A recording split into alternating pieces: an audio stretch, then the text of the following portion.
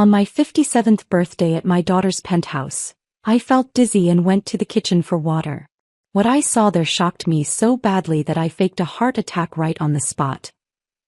I'm about to die. At least that's what my daughter Riley thinks. She's sitting across from me in her Seattle penthouse, watching me with predatory focus as she slides a champagne flute toward my hand. The liquid inside looks golden and celebratory. It's actually laced with enough antifreeze to cause kidney failure within 12 hours. I know this because 3 minutes ago I watched her husband Devin prepare it. I saw him measure the poison with a syringe. I heard him tell Riley, 3 milliliters total. It'll look like natural causes when she dies tomorrow. Before we continue, if you believe that mothers deserve better than betrayal from their own children, please hit that subscribe button. It's free and helps these stories reach others who need to hear them. Now let's see how I survived. It's my 57th birthday, November 8th, and I came to dinner thinking Riley wanted to reconnect. The invitation 2 weeks ago had sounded so warm, so genuine. I want to make it special, Mom. Just the three of us. I'll cook your favorite meal. What she actually meant was, I want to make it look like natural causes, Mom. Just the three of us. So there are no witnesses. The first dose was in the mimosa she handed me when I arrived. I noticed the strange taste, too sweet, chemical, but I drank it anyway because I wanted so desperately to believe my daughter still loved me. Now my head is spinning and my vision is blurred, exactly the way Devin planned. The disorientation was intentional. Make the victim weak and compliant before delivering the fatal dose. To you, Mom, Riley says, her voice honey-sweet and hollow. Happy birthday. Devin is leaning forward slightly in his chair, watching me with barely concealed impatience. They're $480,000 in debt. I found the statements last month.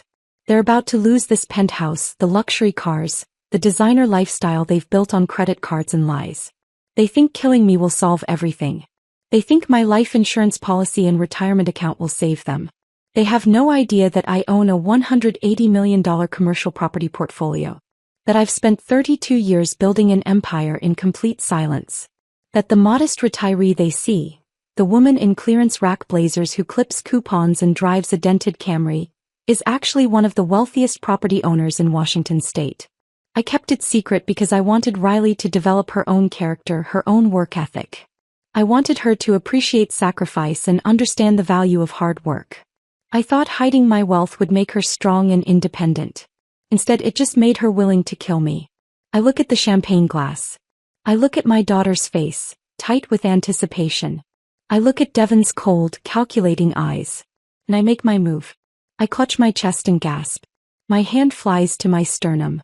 The champagne flute slips from my grasp and shatters on the marble floor, sending golden poison spraying across Riley's $8,000 area rug. Mom. Riley shrieks, but she doesn't move toward me. I let my knees buckle. I crash to the floor, letting my body go limp. Through my closed eyelids, I hear them panicking, not about me dying but about the evidence soaking into their carpet. What they don't hear is the sound of sirens already approaching. The police I texted 5 minutes ago from the bathroom. The forensics team my attorney is bringing. The private investigator recording everything from his van across the street. They think I'm dying. They think they've won. They have no idea that Brooklyn Carter doesn't lose. But let me back up. Let me tell you how a mother ends up faking her own death on her birthday while her only child watches and waits for the poison to work. Because understanding who I am makes everything else make sense. My name is Brooklyn Carter. I'm 57 years old, and for 3 decades I've lived a carefully constructed double life. When people see me at the grocery store or on the bus, they see exactly what I want them to see. A retired real estate agent in sensible shoes from Payless and blazers from the Macy's clearance rack. I live in a small rent-controlled apartment in Capitol Hill, the same 2-bedroom unit I moved into when Riley was a toddler. My 2009 Toyota Camry has a dented bumper on the passenger side that I've never bothered to fix. Every Sunday morning I sit at my kitchen table clipping coupons with reading glasses I bought at the dollar store. My neighbors think I'm barely scraping by. Mrs. Martinez downstairs has offered to help me apply for food assistance programs. The Johnsons in 3B bring me casseroles when they think I look too thin. The building superintendent gives me a break on my rent sometimes because he feels sorry for me. What none of them know, what nobody knows except my attorney Vanessa Hartwell, is that I control one of the largest commercial property portfolios in Washington state. Carter and Associates Holdings. The name exists on legal documents buried under layers of LLCs and trust structures designed to keep my identity private. 17 office buildings scattered across Seattle, Tacoma, and Spokane. 6 shopping centers, including 2 in neighborhoods that have tripled in value over the past decade. A dozen residential complexes with hundreds of units generating steady rental income every month. The whole operation is worth $180 million, and it essentially runs itself now. A machine I built from nothing that deposits money into accounts my daughter doesn't know exist. It started small. One rundown duplex I bought at a county tax auction in 1992 for $47,000. I'd been working as a real estate agent for 3 years, living paycheck to paycheck, raising Riley completely alone in a 1-bedroom apartment where she slept in a crib beside my bed. That duplex was in a neighborhood everyone said was hopeless, too far gone to recover. But I saw something others didn't. I saw the new light rail line being planned 2 blocks away. I saw the coffee shop that had just opened on the corner, the first sign of change coming. I bought it with every penny I'd saved and maxed out 2 credit cards for repairs. I did most of the renovation work myself because I couldn't afford contractors. Patched drywall at midnight after Riley fell asleep. Painted trim on Saturday mornings while she watched cartoons. Learned basic plumbing from library books. 6 months later, I rented both units for twice what the previous owner had charged. A year after that, I sold the building for $89,000 and used the profit to buy 2 more properties. For 3 decades, I repeated that pattern. Work triple shifts as a real estate agent. Find undervalued properties before anyone else noticed them. Buy low, improve strategically, rent or sell high. Reinvest every single penny. Never upgrade my lifestyle. Never tell anyone what I was building. I worked open houses on weekends while Riley napped in her carrier beside the sign-in sheet. I brought her to client meetings in a stroller, apologizing to buyers who looked annoyed by her presence. I missed her first steps because I was showing a condo to a difficult investor.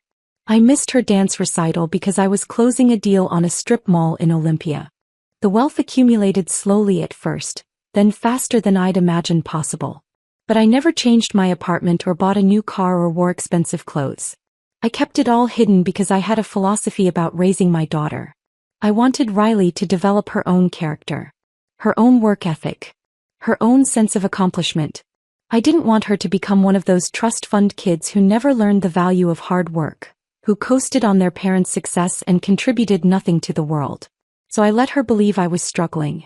Let her think I'd taken out massive loans to pay for her dance lessons and her college tuition. I wanted her to see sacrifice, to understand that everything worth having requires effort and dedication. When she got into the University of Washington, I paid her entire tuition by quietly selling 2 apartment buildings I'd acquired in Belltown. She never knew those buildings existed. She thought I'd buried myself in debt to give her an education, and I encouraged that belief. I wanted her to feel the weight of my sacrifice, to be motivated by gratitude, to build a life that honored what I'd given her. I thought I was teaching her values. I thought I was making her strong and independent and resilient. I was catastrophically wrong. Riley's father walked out when she was 3 months old. I woke up one morning to find a note on the kitchen counter, written on the back of a utility bill. I'm not ready for fatherhood. I'm sorry. Don't try to find me. Tom had packed a duffel bag and left for California with a woman he'd met at a sales conference. I never heard from him again. No child support. No birthday cards. No explanation beyond those 2 sentences. So I raised Riley completely alone. My parents had died in a car accident when I was 22, and I was an only child with no extended family. No siblings to call for help. No aunts or uncles or cousins. Just me and Riley against the world. And I was determined to make that world as good as I possibly could for her. I gave her everything I could manage. Dance lessons when she was 5 because she loved twirling in the living room. Summer camp every year at Lake Chelan because she adored swimming and making friendship bracelets. A bedroom of her own when she turned 8, which meant I moved my property management files out of the closet and worked at the kitchen table instead. I made sure she went to schools in good districts even though it meant longer commutes for me. But the empire I was building demanded time. So much time. I missed parent-teacher conferences because I was inspecting a building with foundation problems. I missed her middle school graduation because a tenant dispute in Spokane required immediate attention. I missed her prom send-off because I was negotiating a purchase agreement that couldn't wait. Every time I missed something, I told myself it was worth it. I was building her future. Securing her inheritance. Making sure she'd never struggle the way I had. I was being a good mother in the only way I knew how, by working myself to exhaustion to provide financial security she didn't even know existed. The first warning sign appeared when Riley was 24. She brought Devin Garrison home for Thanksgiving. He claimed he worked in tech consulting, which I quickly realized was code for unemployed with big ideas and no follow-through. He wore a Rolex that turned out to be fake. He drove a leased BMW he couldn't afford. He spent the entire dinner talking about disrupting industries and scaling startups without ever explaining what any of it actually meant. He looked around my small apartment with barely concealed disgust. Made jokes about my furniture being vintage in a way that wasn't complimentary. Asked why I didn't invest in cryptocurrency or flip properties for quick cash. Completely oblivious to the irony since I was already doing exactly that, just quietly without bragging to strangers at holiday dinners. But what hurt most was Riley's reaction. She laughed along with his condescension. A new kind of laugh I'd never heard before. Sharp, performative, designed to create distance between us. She was embarrassed by me.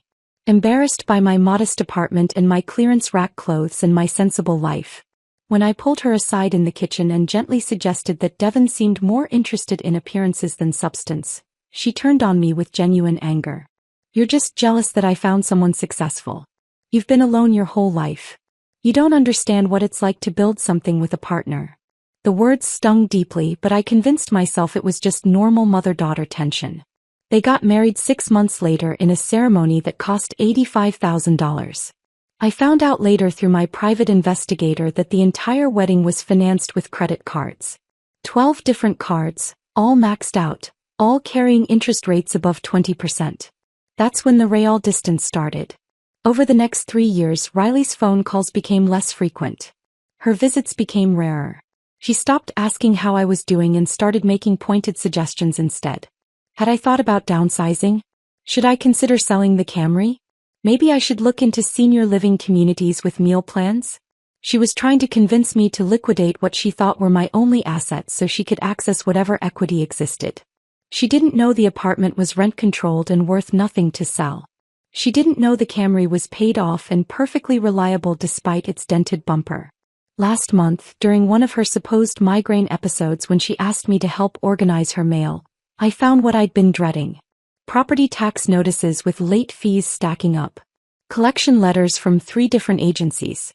Credit card statements showing $480,000 in combined debt across 9 cards and 3 personal loans. They were drowning in their own financial decisions and they were desperate.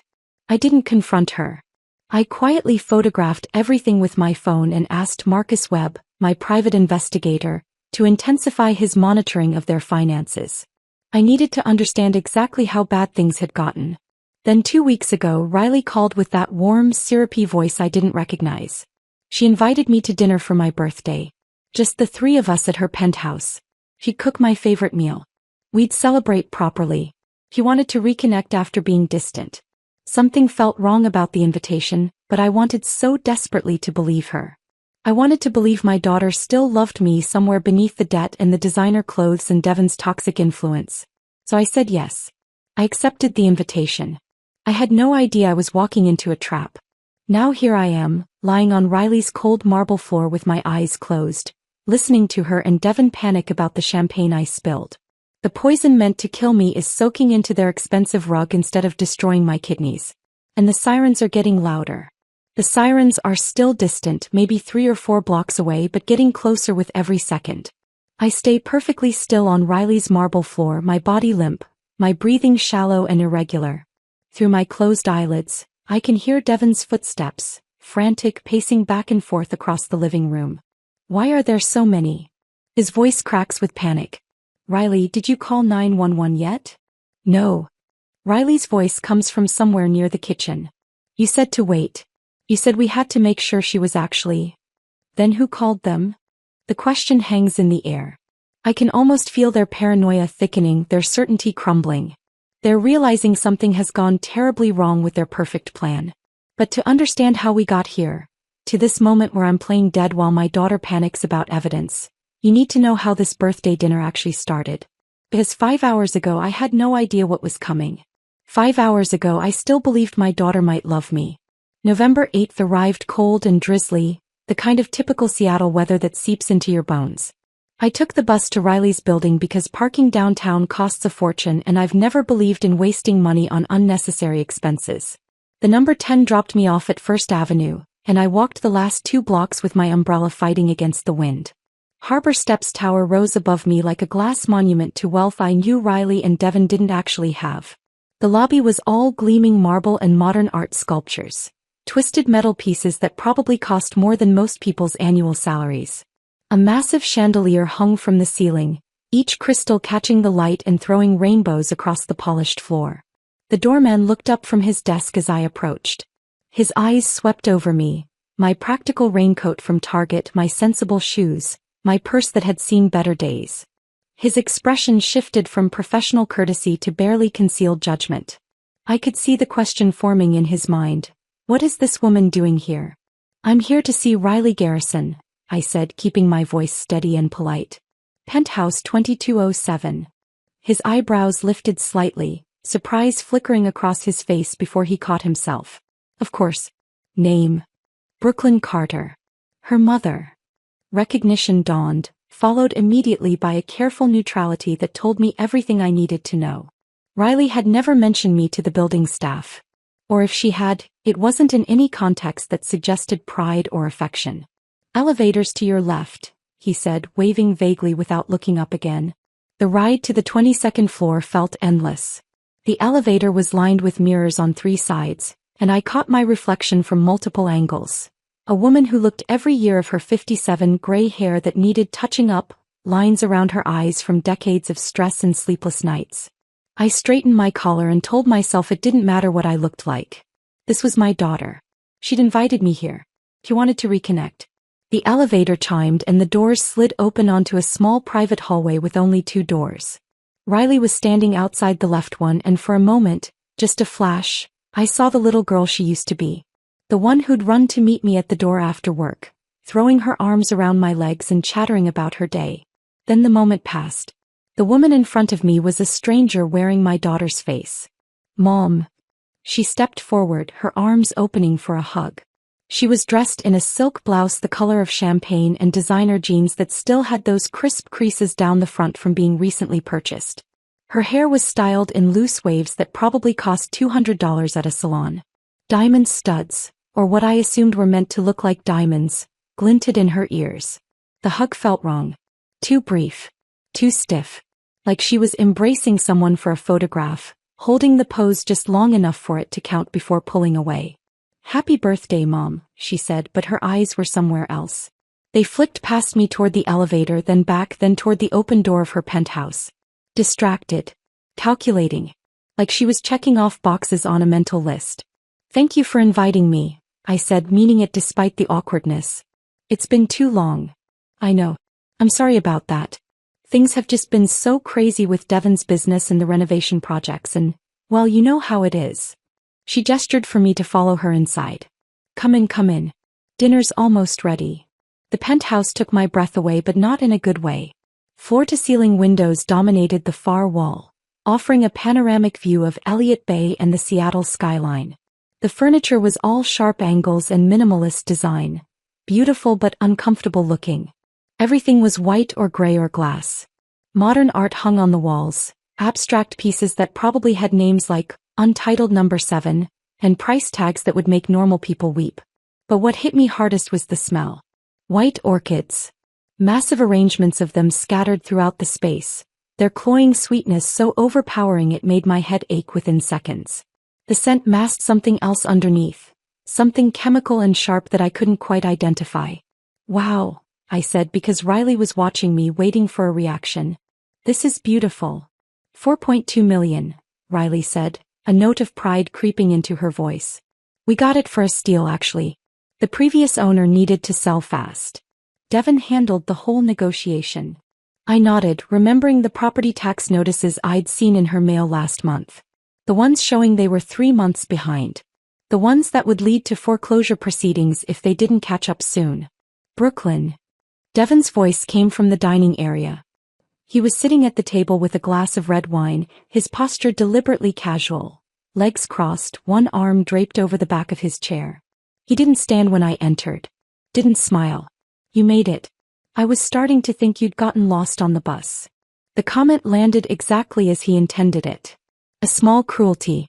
A reminder that I was beneath him, that I took public transportation while he drove a luxury car, that I existed in a different economic class. Traffic was light, I said simply, refusing to take the bait. Riley materialized beside me with a champagne flute filled with something orange and fizzy. Here, Mom. I made you a birthday mimosa. It's a special recipe, orange juice, champagne, and a splash of peach nectar. Your favorite fruits. I'd never told her peaches were my favorite. She was guessing, filling in details about a mother she'd never bothered to truly know. But I took the glass anyway, smiling my thanks. The first sip tasted wrong immediately. Too sweet, like someone had dumped simple syrup into it.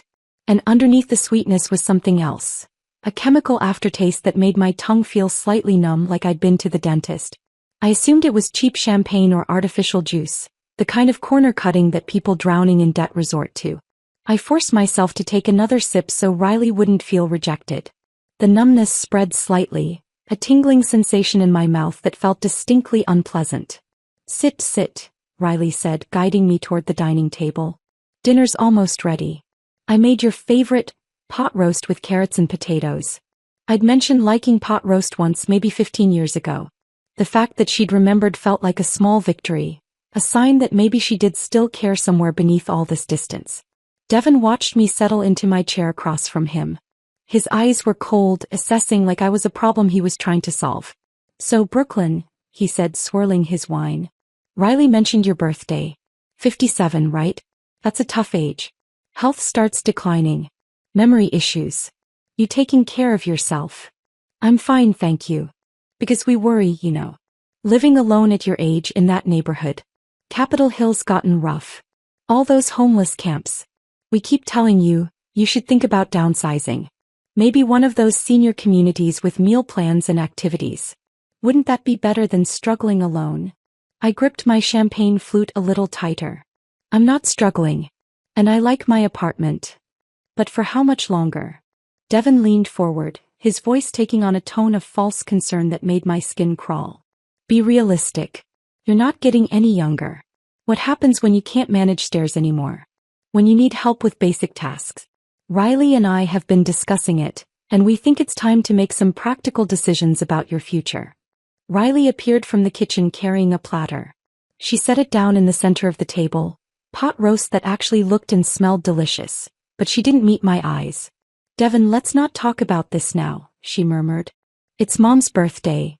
I'm just being practical, Devon said. Someone has to be. Brooklyn, no offense, but you've been living hand-to-mouth your entire life. You worked yourself to the bone raising Riley, and what do you have to show for it? A rent-controlled apartment and a car that should have been scrapped 5 years ago. Riley told me you clipped coupons, for God's sake. In 2024. My face burned with humiliation, but I kept my voice level. I live within my means. There's no shame in that.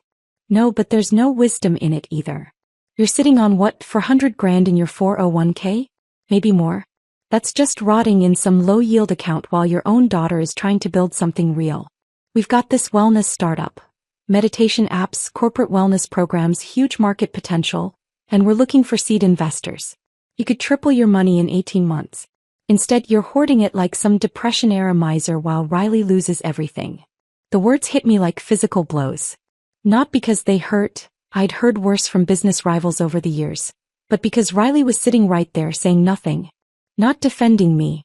Not telling her husband to stop. Just serving pot roast onto plates with her head down and her shoulders tense. I appreciate the offer, I said carefully, but I'm not in a position to invest right now. Not in a position? Devon's voice rose slightly. You're literally sitting on hundreds of thousands of dollars. Your daughter is drowning in debt trying to maintain a lifestyle that shows she's successful, and you won't lift a finger to help her. What kind of mother does that? Devon. Riley's voice was quiet but sharp. That's enough. But it wasn't enough for Devon. He was just getting started and I could see the desperation behind his anger now. The panic of a man watching his constructed reality collapse. That's when the dizziness hit. Sudden. Disorienting. The room tilted sideways like I was on a ship in rough water. My vision blurred at the edges, everything going slightly soft and out of focus. My hands felt heavy and clumsy as I gripped the edge of the marble table, trying to steady myself. This wasn't my blood pressure medication needing adjustment. This wasn't stress or anxiety. This was something chemical, something wrong being introduced into my system. I just need some water, I managed to say, my voice coming out thinner than I intended. The kitchen, I'll just grab a glass. Devon's response was immediate and, in retrospect, completely revealing. His tone shifted from hostile to performatively concerned in a single breath. Sit down, Brooklyn. You look terrible. Riley will get it for you. You need to rest. But every instinct I'd developed over decades of navigating dangerous business deals was screaming at me to move. To get away. To find out what was happening. No, I said, pushing myself to my feet despite my unsteady legs. I need to walk it off. I'll be fine. I stumbled toward the hallway, one hand on the wall for support. My heart was pounding, not from exertion but from a fear I couldn't yet name. Behind me, I heard Riley and Devon's voices drop to urgent whispers. Too quiet to make out the words but sharp with tension. The hallway stretched before me longer than it should have been. And that's when I noticed what I'd been too distracted to see when I arrived. The walls were covered with photographs. Enormous black and white prints in expensive frames. Riley and Devon at what looked like a charity gala, both in formal wear, champagne glasses raised. Riley and Devon on a yacht, the Mediterranean coastline behind them. Riley and Devon in ski gear at some resort, mountain peaks in the background. Every single image showed wealth and status they didn't actually possess. Every frame told a story of success built entirely on borrowed money and lies. But what broke my heart was the absence. Not a single photograph included me. Not one image from Riley's childhood.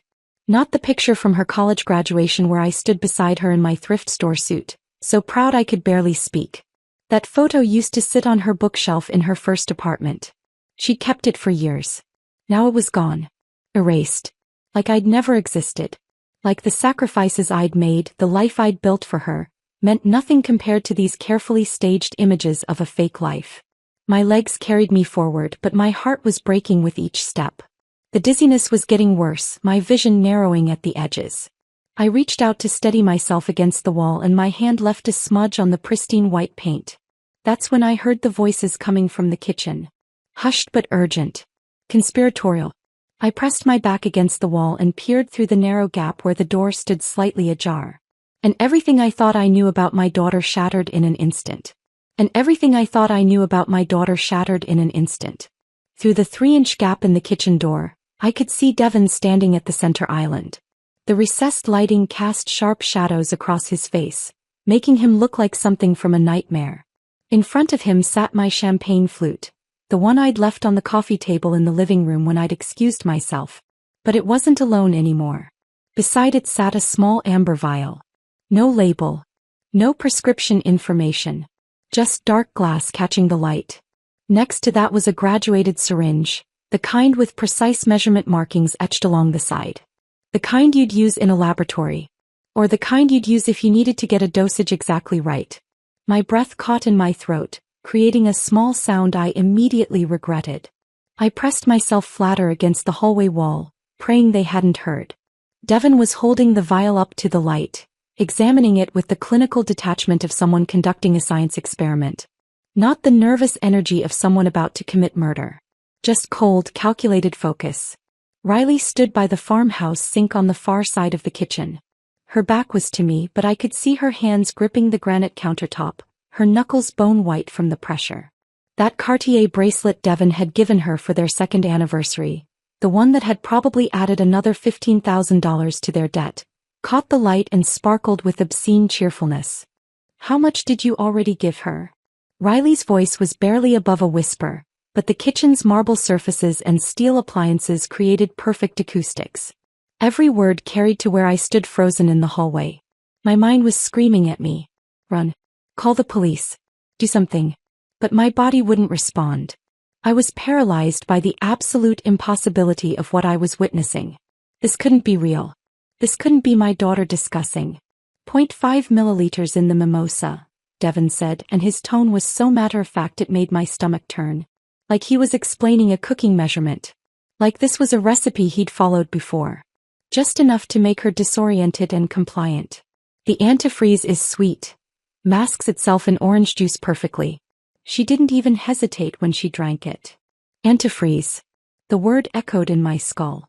The chemical taste I'd noticed. The strange numbness in my mouth. The dizziness that had come on so suddenly. They'd already poisoned me. Now we finish it with the champagne, Devon continued, unscrewing the vial cap with steady hands. 3 milliliters total. That's the key, not too much that it's obvious but enough to guarantee results. CDC toxicology reports are very specific about ethylene glycol. For someone her size with her blood pressure issues, 3 milliliters will cause acute kidney failure within 8 to 12 hours. Looks exactly like natural causes. He began drawing liquid from the vial into the syringe, pulling the plunger back with practiced precision. The clear fluid filled the chamber slowly, measured and deliberate. Riley's shoulders were shaking. For a moment I thought maybe she was crying. Maybe some part of my daughter was still in there, horrified by what they were planning. Then I realized she wasn't crying. She was just trembling with nerves. What if someone orders an autopsy? Riley asked, her voice tight and high-pitched. What if they test for it? They won't. Devon's confidence was absolute. He held the syringe up to the light, checking the measurement. Think about it logically. She's 57 years old. She has documented hypertension. Her medical records show she's non-compliant with her medication. I checked when I accessed her patient portal using that password reset trick. She just had a heavy meal with wine and rich food. When an overweight, hypertensive woman in her late 50s dies suddenly after dinner, the automatic assumption is cardiac event or kidney failure. He positioned the needle over my champagne flute and slowly injected the contents, his hand perfectly steady. The clear liquid disappeared into the golden bubbles without a trace. Plus, Devon continued, setting the empty syringe down and swirling the glass gently, she has no siblings. No close friends. You told me yourself she burned those bridges years ago being obsessed with work. No one's going to demand additional testing. No one's going to question the narrative we provide. We're her only family. We control the story. The casual cruelty of his words was breathtaking. He'd thought through every angle, anticipated every question, prepared answers for every potential complication. This was an impulse. This was a plan. A detailed, researched, carefully constructed plan to murder me and make it look like natural causes. We just need to make sure she drinks it all, Devon said, examining the champagne flute with satisfaction. Once we get her back to the table we pour this and make a toast. Birthday celebration. She'll drink it because she's desperate for your approval, desperate to believe you still care about her. Then we wait. How long? Riley's voice was so quiet I almost didn't hear it. The preliminary symptoms start in 4 to 6 hours. Nausea, confusion, increased heart rate. We'll act concerned, offer to call for help, but she'll probably insist she's fine. You know how she is, never wants to be a burden. By the time she gets really bad she'll be home in that apartment. Alone. She'll probably call 911 herself when the pain gets unbearable, but by then it'll be too late. Kidneys will be shutting down. Even if they figure out it's poisoning, there's no way to trace it back to us. But murder, Devon. Riley finally turned away from the sink. I could see her face now, pale and drawn. We're talking about murder. She's my mother. For one desperate, agonizing moment I thought she might refuse. I thought I might see some spark of the little girl I'd raised. The one who used to wrap her arms around my neck and whisper, "I love you, Mommy," before bed. The one who'd made me Mother's Day cards with crayon drawings and crooked hearts. But Devon stepped toward her, his expression hardening into something cold and frightening. She's an obstacle, he said, and each word felt like a knife. Look at our situation, Riley. Really look at it. We're 6 weeks from foreclosure. The credit cards are maxed. The car payments are 2 months behind. Your business failed. My business failed. We have nothing except this penthouse we can't afford and a lifestyle we can't maintain. But killing her isn't killing. It's survival. Devon grabbed Riley's shoulders, forcing her to look at him. She's 57. She's lived her life. A mediocre, small, meaningless life, but she lived it. We're 35 and 37. We have decades ahead of us. Decades that will be spent in bankruptcy and shame and poverty unless we do something drastic right now. The life insurance is only $400,000, Riley said weakly. Plus whatever's in her retirement accounts. Plus the equity in that apartment when we force a sale. Plus whatever else she's hiding. I guarantee you there's more. She's been squirreling away money her whole life like some paranoid Depression-era hoarder. Once we have power of attorney we can access everything. Liquidate it all. She'd never give us power of attorney. She won't have to. Devon's smile was cruel and knowing. Once she's incapacitated from the kidney failure, we petition the court for emergency medical guardianship. Given her condition and the fact that we're her only family, it's automatic. Then we make the compassionate decision to remove life support if it comes to that, and we inherit everything. Clean. Legal. Inevitable. The casual way he'd mapped out my death, not just my death but the systematic plundering of everything I'd built, made my vision go white at the edges. Riley stared at her husband for a long moment. I could see her chest rising and falling with rapid, shallow breaths. Her hands twisted together, the wedding ring she'd bought on credit catching the light. Then she nodded. Just a small dip of her chin. Almost imperceptible. But it was there. Okay, she whispered. Hey. But we have to be careful. Every detail has to be perfect. If anyone suspects, no one will suspect. Devon pulled her into an embrace, stroking her hair like she was a child he was comforting. We've planned this perfectly. In 24 hours this will all be over.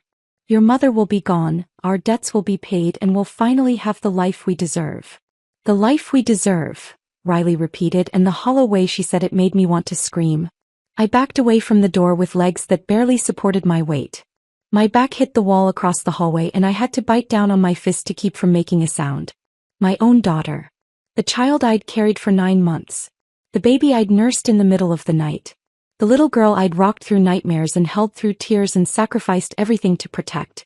She just agreed to murder me. Not for some fortune she knew existed. But for what she thought was a modest insurance policy and maybe $50,000 in retirement savings. She was willing to kill me for money that wouldn't even cover half their debt. The dizziness from the poison mimosa was getting worse.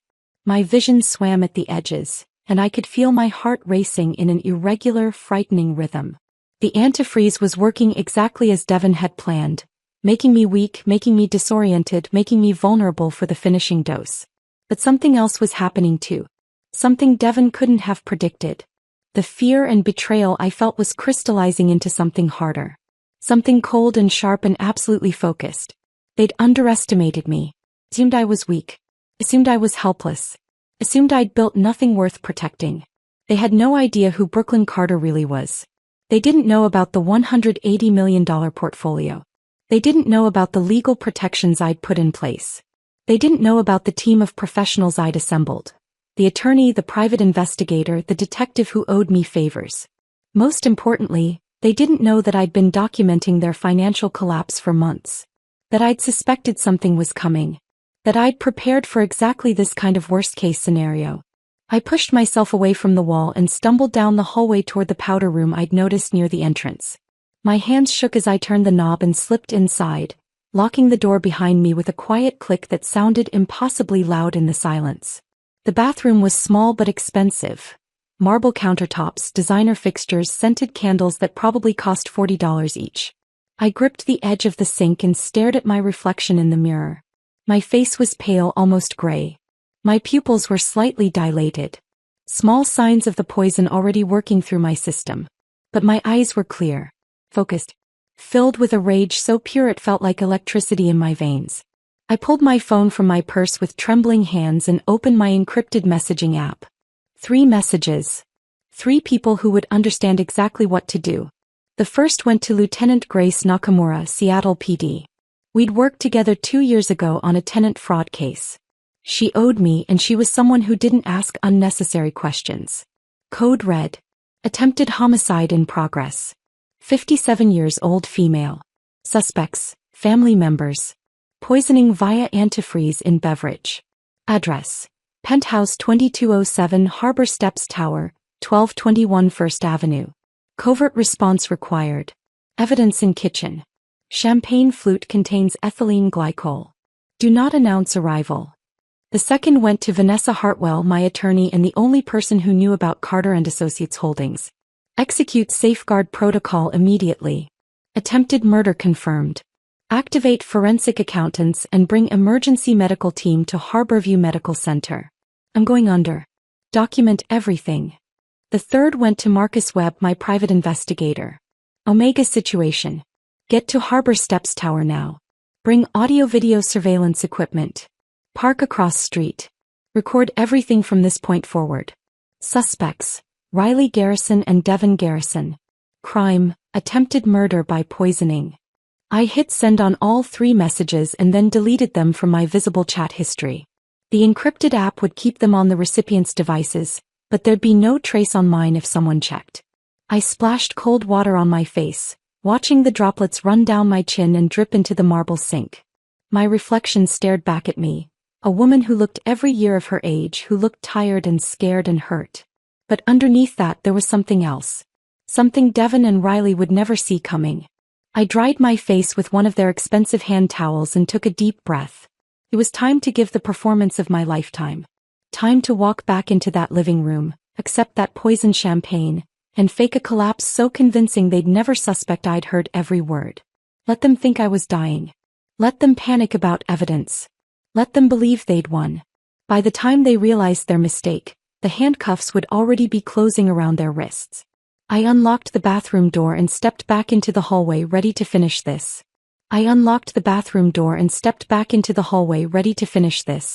My legs felt unsteady. Partly from the poison already working through my system, partly from adrenaline coursing through my veins like liquid electricity. I steadied myself against the wall, letting my hand leave a visible smudge on the pristine white paint. Good. That would look authentic. A woman struggling to stay upright, confused and disoriented, stumbling back from the bathroom. I could hear movement from the kitchen. The soft clink of glass. Running water. They were cleaning up their workspace, disposing of evidence, preparing to serve me my execution disguised as a birthday toast. I forced myself to breathe slowly to stay in character. Weak. Dizzy. Unsuspecting. The hallway seemed longer now, the distance back to the living room stretching impossibly. Those photographs of Riley and Devin in their fake life stared down at me from the walls. Silent witnesses to my daughter's transformation from the girl I'd raised into someone I no longer recognized. Mom. Riley's voice came from somewhere ahead. Mom, are you okay? You were in there forever. I rounded the corner and saw her standing in the hallway entrance, backlit by the living room's expensive lighting. For a split second she looked genuinely concerned. Her eyebrows were drawn together, her mouth set in a small frown. Then I saw her eyes flick past me toward the bathroom, calculating whether I'd heard anything or seen anything I shouldn't have. I'm okay, I managed, making my voice thin and breathless. Just felt a little dizzy. I think maybe I need to sit down. Of course. Riley moved toward me quickly, taking my arm with a grip that was just slightly too tight. Come on. We poured you fresh champagne. It's the good stuff, Veuve Clicquot. Your favorite, remember? I'd never told her Veuve Clicquot was my favorite. I rarely drank champagne at all. She was filling in blanks, constructing details about a mother she'd never bothered to actually know. The casual invention should have hurt, but I was past hurt now. I was in survival mode. That's so thoughtful, I said, letting her support more of my weight than necessary. I shuffled my feet slightly, sold the image of a woman on the edge of collapse. You didn't have to go to so much trouble. It's your birthday, Mom. You deserve something special. The words were hollow, recited without meaning. Like dialogue from a script she'd memorized but never understood. We entered the living room and there was Devin standing by the sofa. He'd composed himself since I'd overheard them in the kitchen. His face was arranged in an expression of polite concern, though his eyes remained cold and watchful. In his hand was a fresh champagne flute, the liquid inside catching the light from the floor-to-ceiling windows. Golden. Sparkling. Beautiful. Deadly. Brooklyn, he said, his voice smooth with false warmth. You look terrible. Here, sit down before you fall down. He gestured to the sofa with his free hand while keeping the champagne flute carefully level in the other. Riley was just telling me how worried she is about you. This dizziness, has this happened before? Maybe we should call your doctor. The performance was almost impressive. If I hadn't heard him discussing my murder in clinical detail 10 minutes ago, I might have believed he actually cared. No, doctor, I said quickly, letting Riley guide me to the sofa. I just need to sit for a minute. It's probably just my blood pressure medication. Sometimes if I don't eat enough during the day, it makes me lightheaded. Well, you need to take better care of yourself. Devin pressed the champagne flute into my hand, his fingers lingering just a moment too long to ensure I had a firm grip. Here, this will help. Sugar and bubbles, it'll get your blood sugar up. The flute felt impossibly heavy in my hand. Or maybe that was the weight of knowing what it contained. 3 milliliters of antifreeze, carefully measured and dissolved into expensive champagne. Enough to cause kidney failure within 12 hours. Enough to kill me slowly while they watched and waited and pretended to care. I looked down at the golden liquid. Tiny bubbles rose to the surface in delicate streams, bursting when they reached the air. It looked exactly like what it was supposed to be. A celebratory drink, a birthday toast, a gesture of love from family. Then I looked up and saw Riley perched on the arm of the sofa beside me. Her body was rigid with tension, every muscle tight. She wasn't blinking. Her breathing was shallow and rapid, her chest rising and falling too quickly. She was staring at the champagne flute in my hand with an intensity that would have been alarming if I hadn't known exactly what she was thinking. She was waiting for me to drink. Waiting for me to seal my own fate. Waiting for the moment when the poison passed my lips and the countdown to my death began. Devin had positioned himself slightly behind me, close enough that I could smell his cologne. Something expensive and cloying that probably cost more than my monthly grocery budget. He was watching too, though he was better at hiding it. His expression remained concerned and attentive, but I could feel his focus laser-locked on my hands, on the glass, on whether I was going to drink. To you, Mom, Riley said suddenly, her voice pitched too high, too bright. Happy 57th birthday. I know we haven't been as close lately as we should be, but I want you to know how much I appreciate everything you've done for me. Everything you've sacrificed. You're an amazing mother.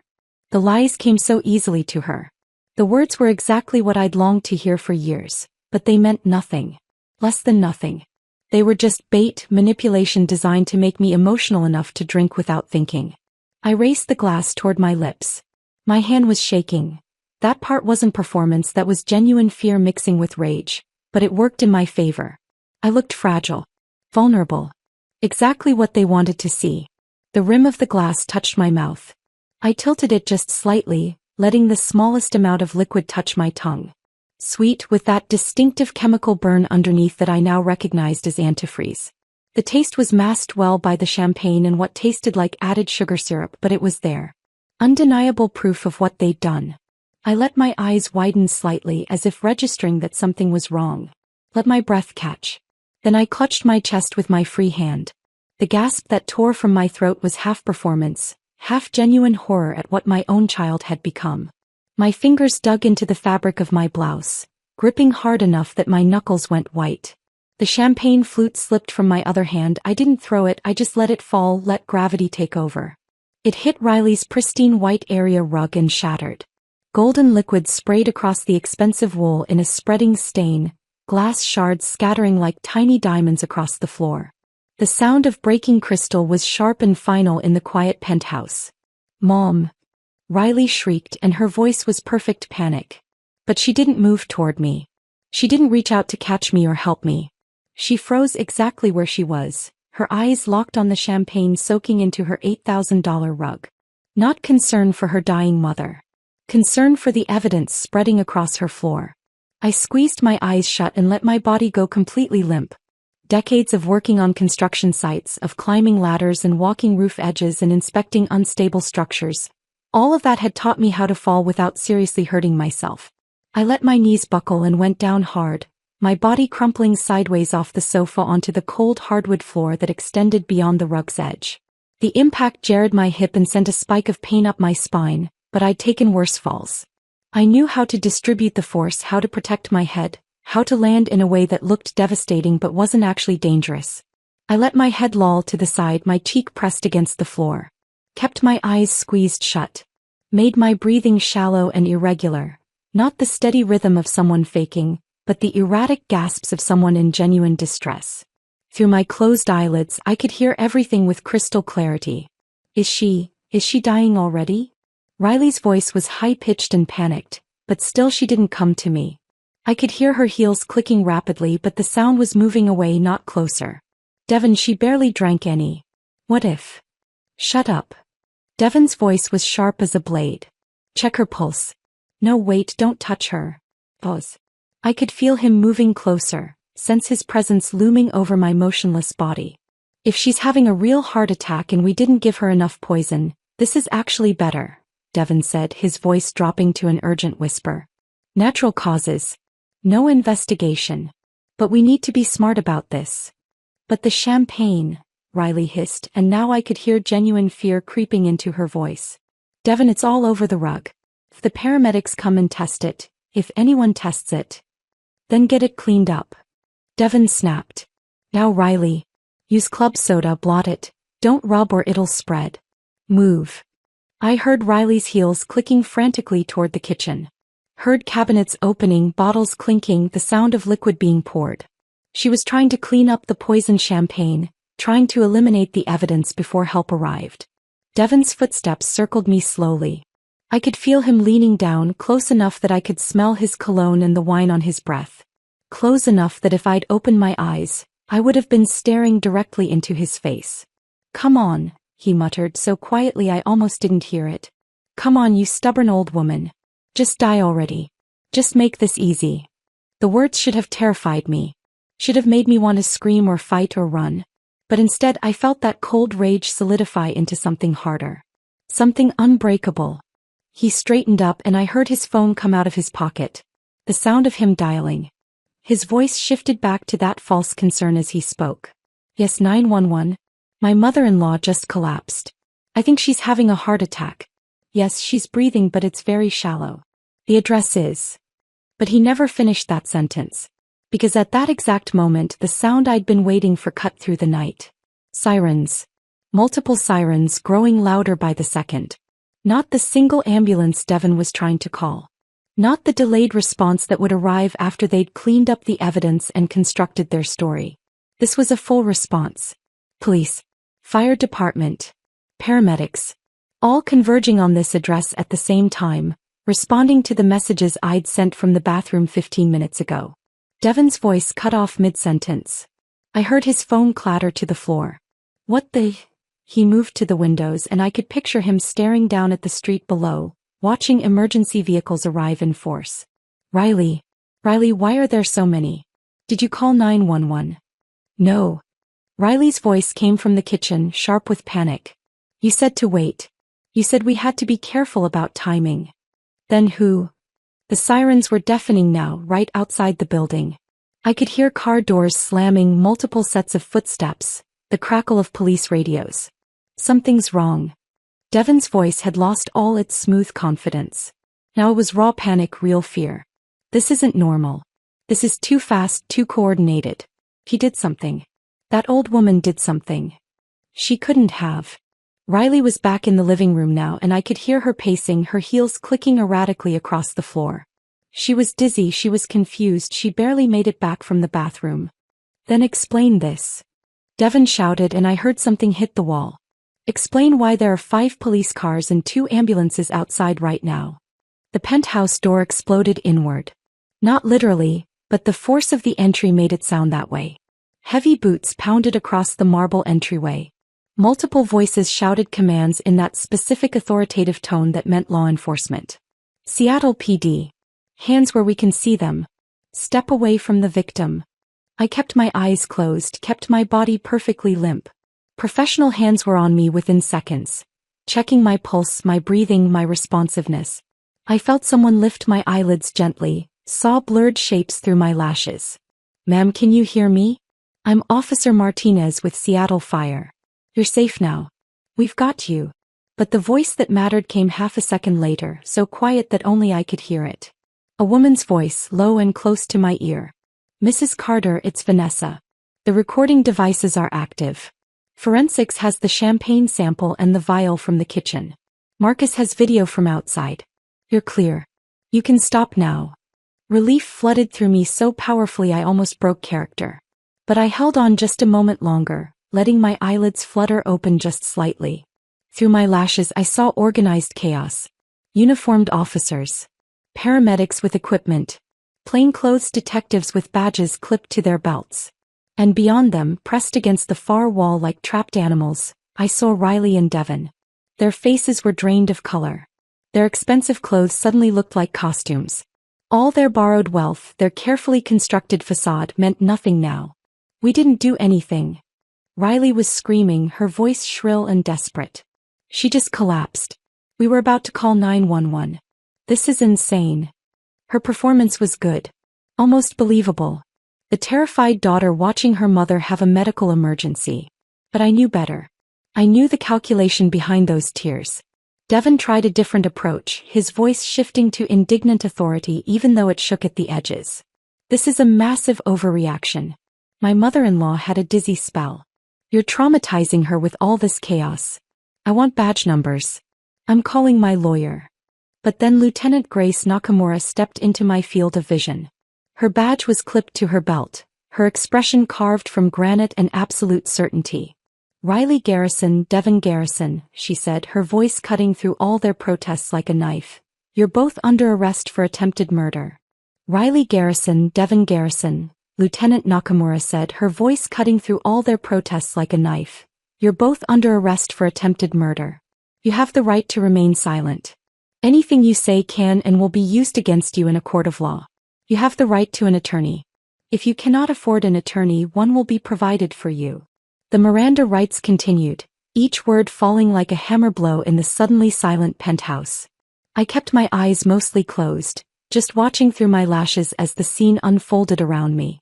The paramedics were professional and gentle, checking my vital signs with practiced efficiency, but I could tell from their body language that they'd been briefed. They knew this wasn't a simple medical emergency. They knew they were part of a criminal investigation. No. Riley's voice came out as a broken whisper. No, this is wrong. This is a mistake. Her legs gave out. A female officer in uniform caught her arm before she hit the floor, steadying her with a firm grip that was more restraint than assistance.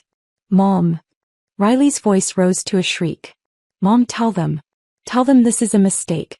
I would never. I remained perfectly still, my breathing shallow, my face slack. Let her beg. Let her panic. Let her feel a fraction of the terror she'd planned for me. We didn't do anything. Devon had found his voice again and he was trying for outraged indignation, but it came out sounding desperate and hollow. She had a dizzy spell. We were about to call for help. This is insane. You're traumatizing a sick woman with this ridiculous display of force. Step back, sir. A uniformed officer moved between Devon and where I lay on the floor. Keep your hands visible. I want my lawyer, Devon said, his voice rising. I'm invoking my right to counsel right now. You can't question us. This is harassment. We were having a birthday dinner with family and attempting to poison Mrs. Carter with antifreeze. Lieutenant Nakamura interrupted calmly.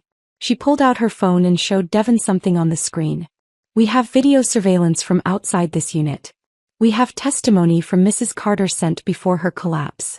We have the champagne sample currently being tested by our forensics team, along with a vial and syringe recovered from your kitchen. Your internet search history for the past 2 weeks includes multiple queries about ethylene glycol toxicity, symptoms of kidney failure, and how long various poisons take to be detected. The color drained from Devon's face so completely he looked like he might faint. You can't, he stammered. You need a warrant for that. You can't just come into our home and... Exigent circumstances, Mr. Garrison. When we receive credible information that a murder is in progress, we don't need a warrant to enter and secure the scene. Nakamura gestured to 2 other detectives who were already moving through the penthouse with evidence bags and cameras. You'll have plenty of time to discuss the finer points of search and seizure law with your attorney. Right now, you need to comply with Officer Rodriguez and put your hands behind your back. I heard the metallic click of handcuffs closing. Once, twice. The sound was deeply satisfying.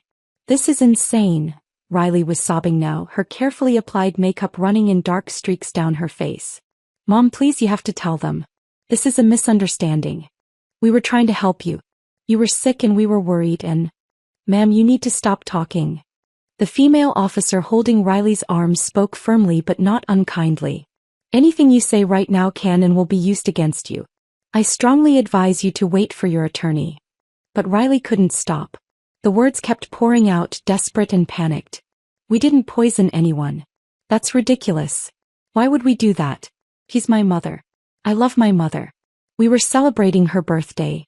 The champagne was just champagne. She must have had a reaction to her medication or something.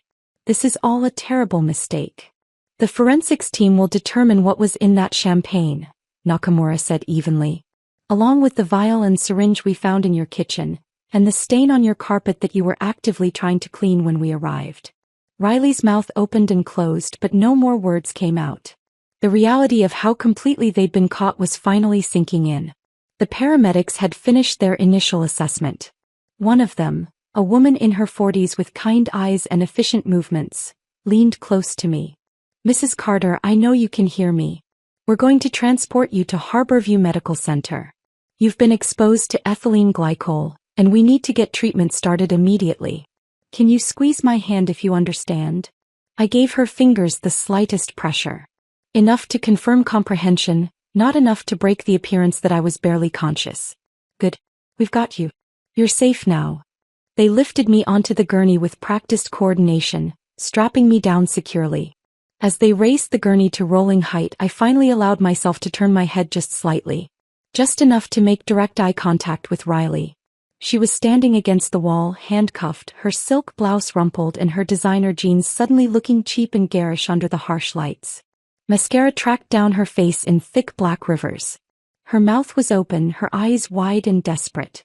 For a moment we just looked at each other. Mother and daughter. The woman who'd given everything and the woman who'd tried to take everything, including life itself. Mom, Riley whispered, and this time her voice was small and broken. Mom, please. This is a misunderstanding. You have to tell them. We would never hurt you. I would never hurt you. Please. I held her gaze. Let her see that I was fully conscious. Fully aware. That I'd heard every word in that kitchen. That I knew exactly what they'd planned, exactly what they'd done, exactly who they really were. I watched the realization dawn in her eyes. The slow, horrifying understanding that I wasn't confused or unconscious or having a medical emergency beyond my control. I had orchestrated this. I had called the police before I collapsed. I had been 10 steps ahead of them from the moment I'd heard them discussing my murder. Her mouth opened wider. You knew? You heard us. But how did you, when did you? Ma'am, stop talking. The officer holding her arms spoke more sharply this time. Seriously. Stop talking right now. But Riley wasn't listening. She lunged forward, straining against the officer's grip and the handcuffs, reaching toward me with desperate hands. Mom. Please, you have to understand. We were desperate. The debt, the foreclosure, we had no choice. You don't understand what it's like to lose everything. We needed help and you had money and you were just sitting on it and... Step back. 2 more officers moved in, physically restraining Riley as she fought to get closer to me. Ma'am, if you don't calm down right now, we will add resisting arrest to the charges. The paramedics were already moving, pushing the gurney toward the door. I let my head roll back to center, breaking eye contact with Riley, listening to her voice rise to a shriek behind me. We were going to lose everything. Don't you understand? We were trying to survive. You would have wanted us to be okay. You would have wanted to help us. Mom. Her voice cracked on that last word, breaking into a raw, animalistic sound of pure desperation.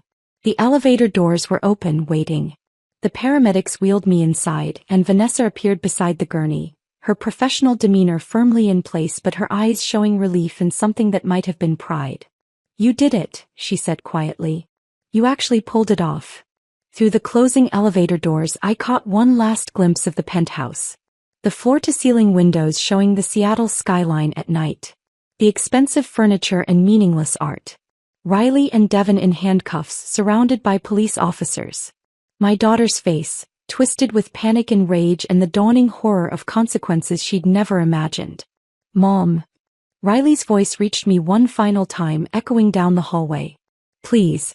You can't do this. I'm your daughter. I'm your only family. The elevator doors closed with a soft mechanical whisper, cutting off her screams mid-word. The sudden silence was profound. Just the quiet hum of the elevator descending, the soft beep of medical equipment, the measured breathing of the professionals surrounding me. I closed my eyes fully for the first time since the performance began. Let myself feel the weight of what had just happened. My daughter had tried to murder me. My daughter was now under arrest. My daughter's life as she knew it was over. And I had made it happen. The elevator descended smoothly through the floors. 22. 21. 20. Each number ticking down felt like distance opening between my old life and whatever came next. Mrs. Carter. Vanessa's voice was gentle.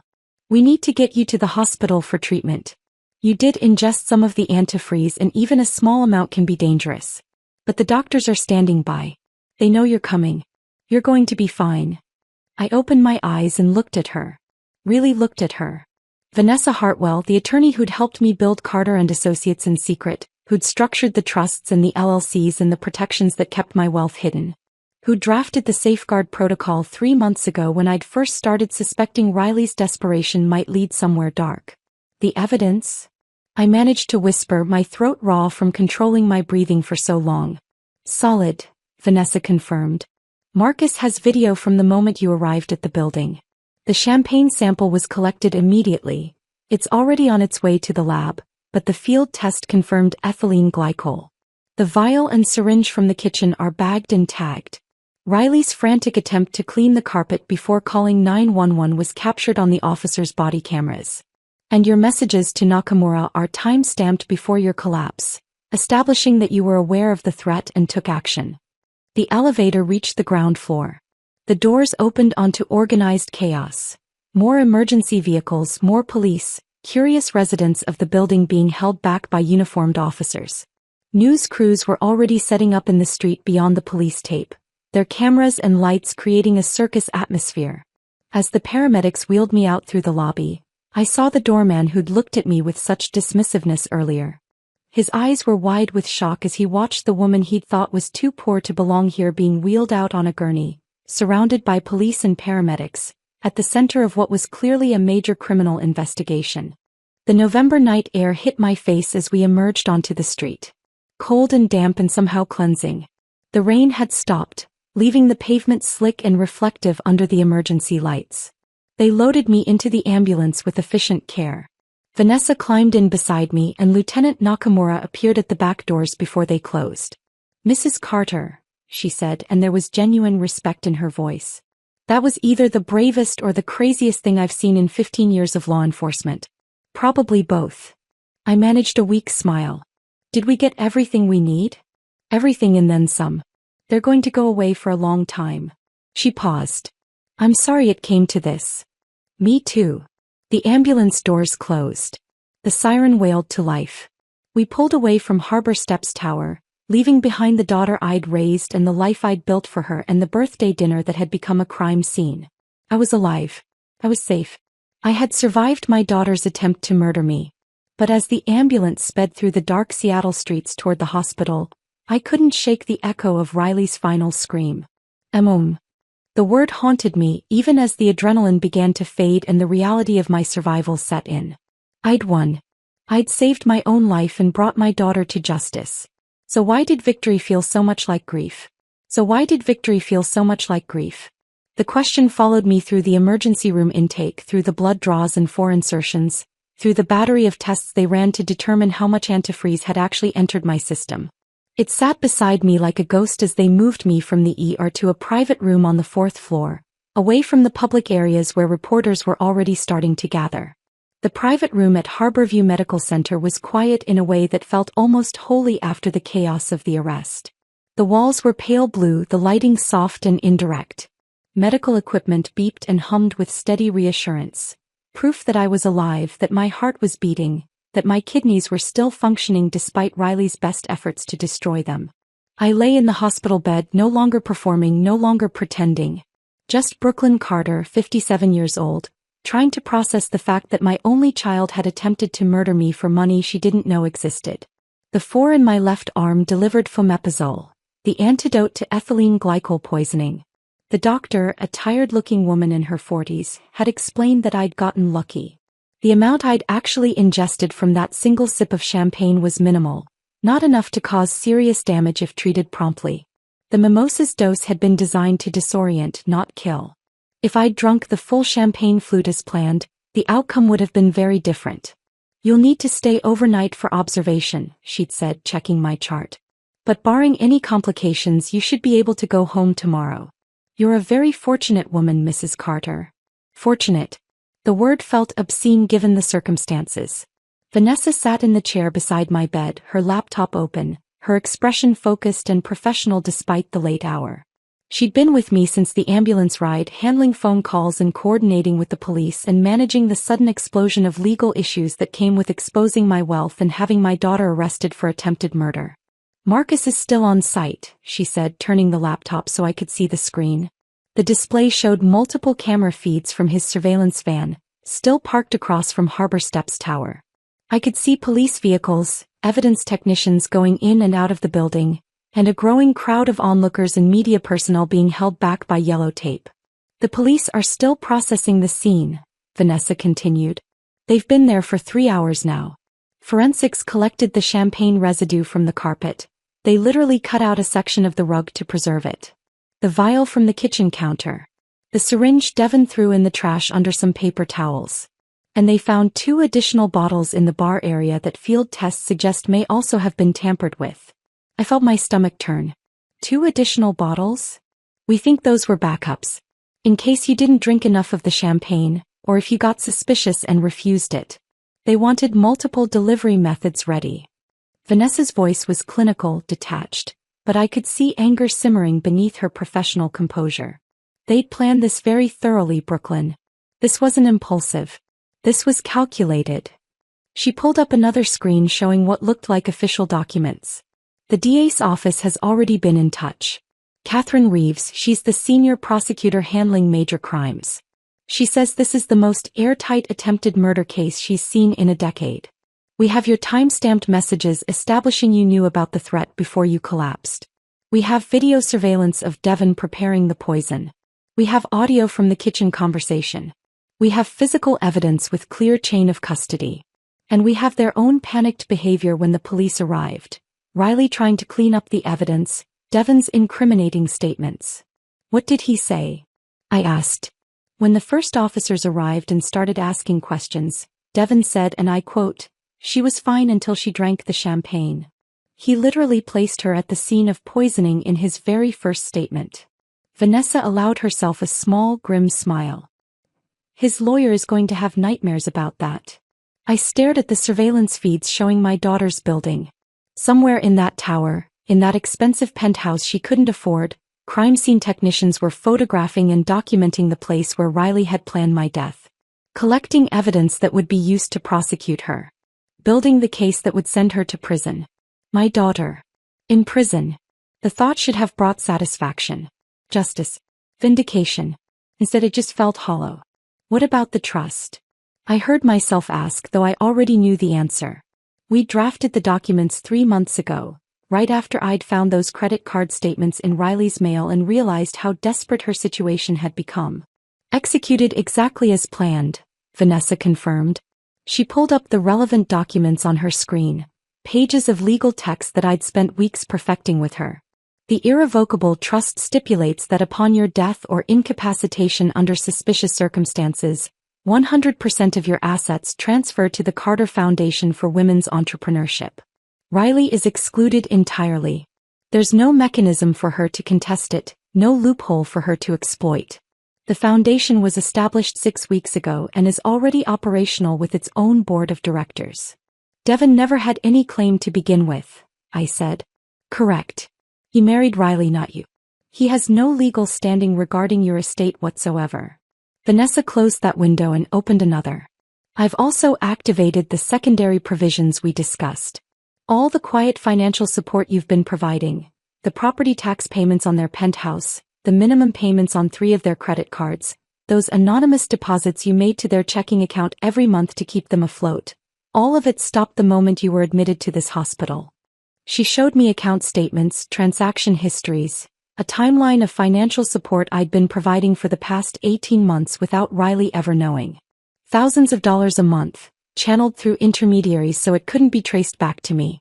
Money I'd given because despite everything, despite the distance and the coldness, she was still my daughter.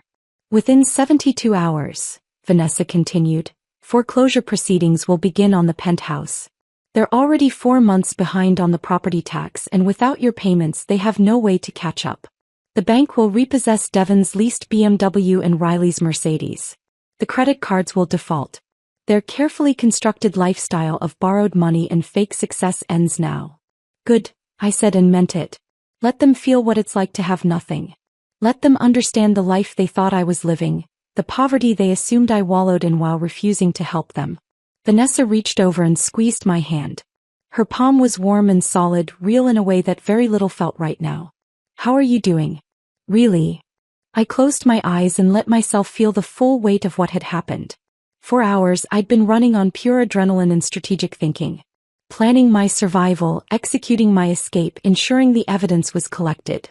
Now, in the quiet safety of this hospital room, the emotional reality was crashing over me like a tsunami. My daughter tried to kill me, I said, and hearing the words out loud made them somehow more real and more impossible at the same time. Riley. The baby I carried for 9 months. The child I rocked through nightmares and held through tears. The little girl who used to tell me I was the bravest person in the world. She stood in that kitchen and agreed to poison me. I know. I gave her everything, Vanessa.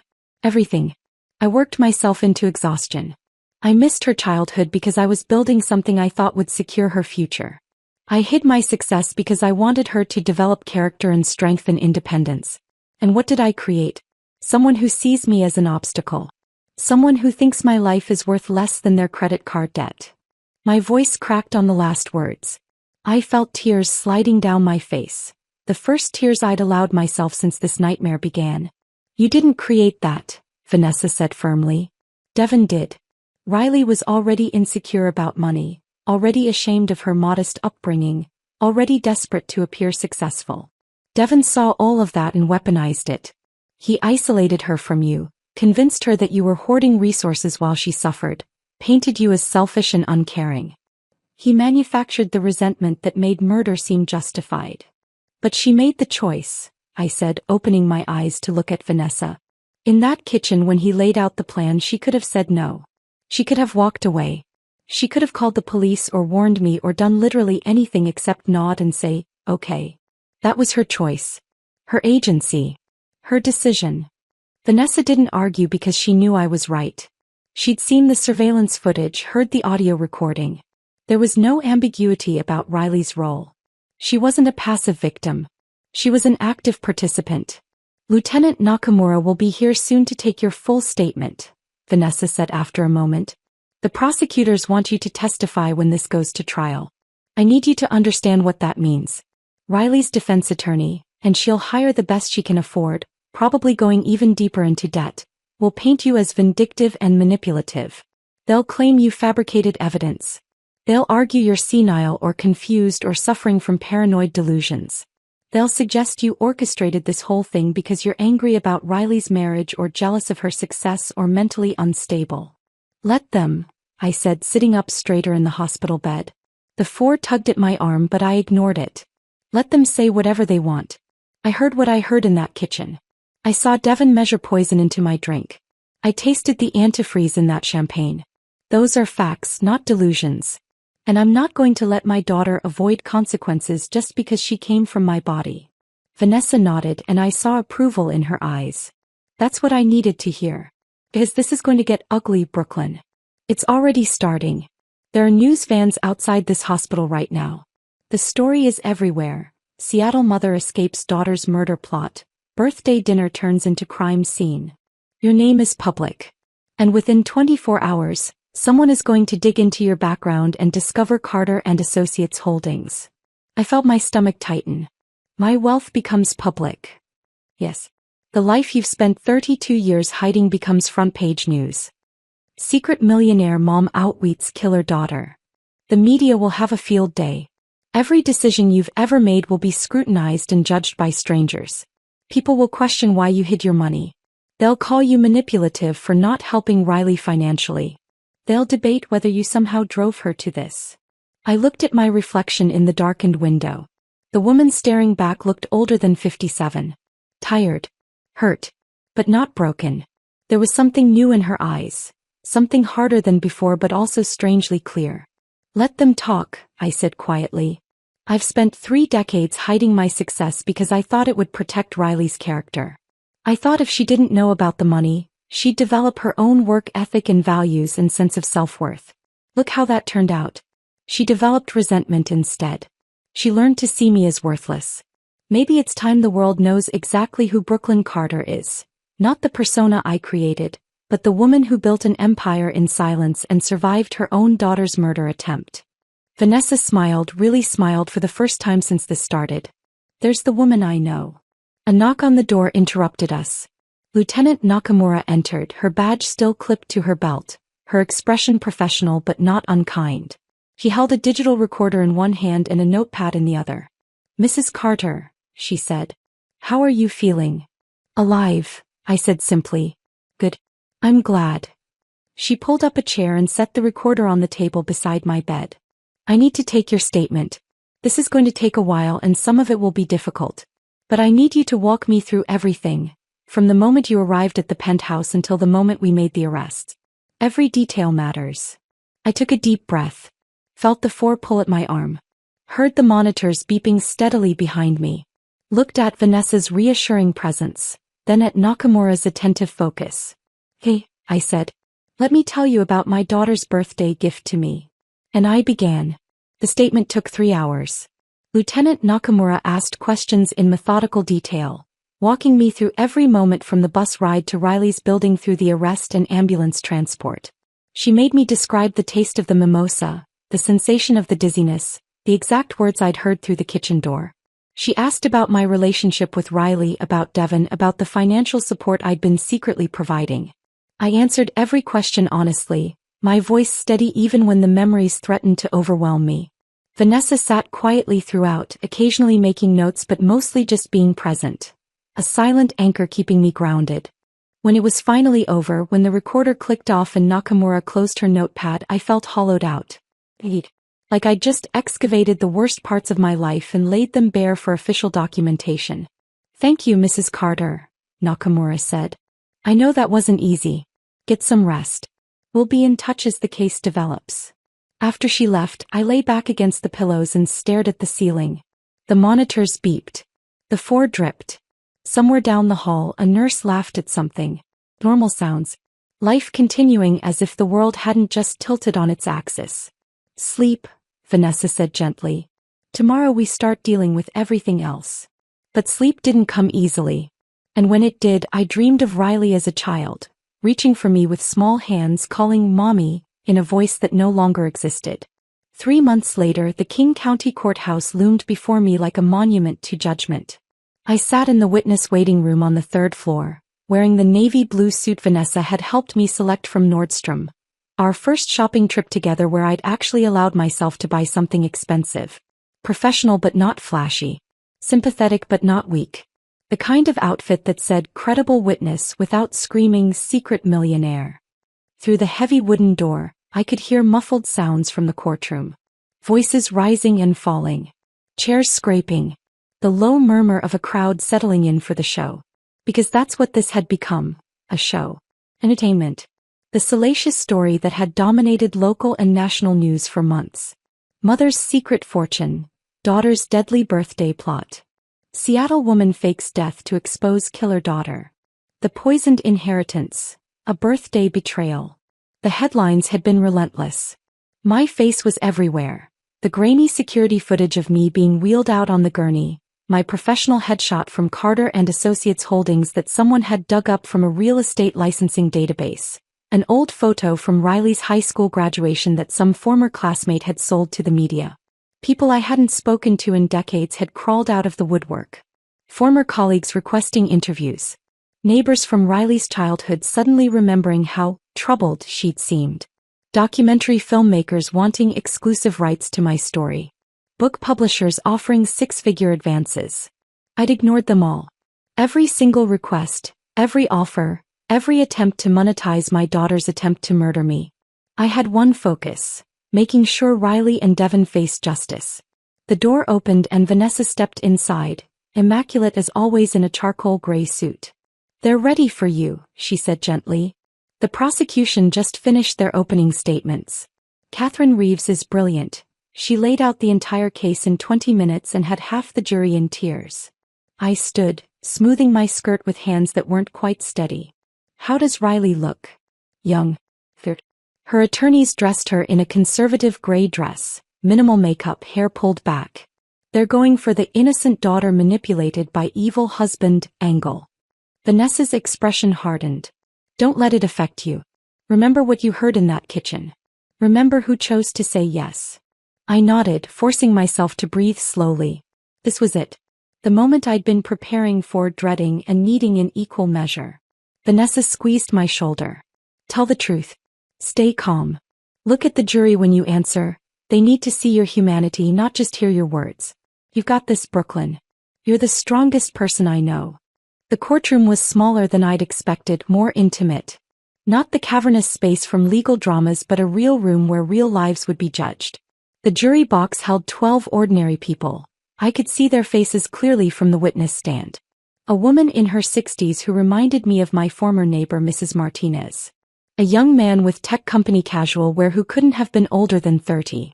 A middle-aged woman whose grocery store name tag peeked out from under her blazer. Regular people who would decide my daughter's fate. The gallery was packed. Journalists with notepads. Court artists sketching frantically.